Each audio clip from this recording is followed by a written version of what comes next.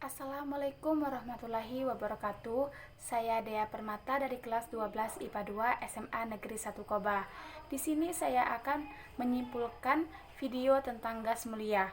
Link video akan saya tampilkan pada deskripsi.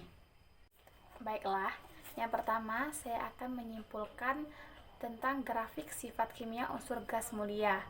Yang pertama, kecenderungan energi ionisasi unsur gas mulia dari unsur helium sampai ke unsur radon. Energi ionisasi adalah energi yang diperlukan untuk atom melepaskan suatu elektron valensi membentuk ion positif. Dalam satu golongan, dari atas ke bawah, jumlah kulit bertambah sehingga jarak elektron valensi ke inti atom bertambah dan elektron lebih mudah lepas. Akibatnya, energi ionisasi dalam satu golongan meningkat dari bawah ke atas. Adapun dalam satu periode, semakin ke kanan jumlah proton dan neutron semakin banyak sehingga gaya tarik inti terhadap elektron terluar semakin kuat. Akibatnya, diperlukan energi yang lebih besar untuk melepaskan elektron terluar. Dengan kata lain, dalam suatu periode energi ionisasi meningkat dari kiri ke kanan. Yang kedua, kesimpulan mengenai kecenderungan afinitas elektron unsur-unsur gas mulia dari helium sampai radon.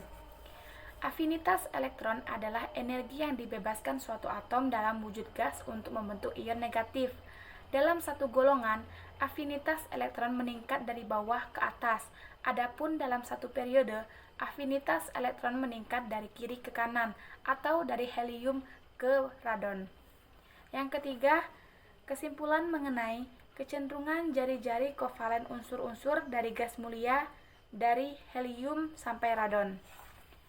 Jari-jari atom adalah jarak yang dihitung dari inti atom hingga lintasan paling luar suatu atom. Adapun dalam satu periode, jari-jari atom meningkat dari kanan ke kiri. Dalam satu periode, semakin ke kanan jumlah proton dan neutron semakin banyak sehingga gaya tarik inti terhadap elektron terluar semakin kuat, sehingga jari-jari atom semakin kecil. Yang keempat, kesimpulan mengenai kecenderungan keelektronegatifan unsur-unsur gas mulia dari helium sampai ke radon. Keelektronegatifan adalah nilai kecenderungan suatu atom untuk menarik elektron dalam pembentukan ikatan kimia. Dalam satu golongan, elektronegatifan meningkat dari bawah ke atas. Adapun dalam satu periode, keelektronegatifan meningkat dari kiri ke kanan. Sifat keelektronegatifan sangat penting dalam pembentukan ikatan antar atom. Yang kelima, kesimpulan mengenai hubungan kereaktifan unsur gas mulia dengan keelektronegatifan. Sifat stabil yang dimiliki oleh gas mulia menyebabkan gas mulia sulit bereaksi dengan unsur lain. Untuk melepaskan satu elektronnya, gas mulia memerlukan energi yang sangat besar.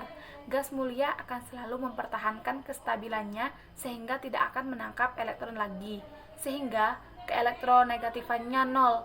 Jadi, gas mulia tidak ditemukan dalam keadaan senyawa, tetapi dalam keadaan benar-benar sebagai monoatomik. Oleh karena itu, gas mulia dikatakan kurang reaktif atau sukar bereaksi atau inert. Baiklah, selanjutnya saya akan menyimpulkan mengenai diagram sifat fisis unsur gas mulia. Yang pertama, kesimpulan mengenai kecenderungan titik didih dan titik leleh unsur-unsur gas mulia dari helium sampai radon.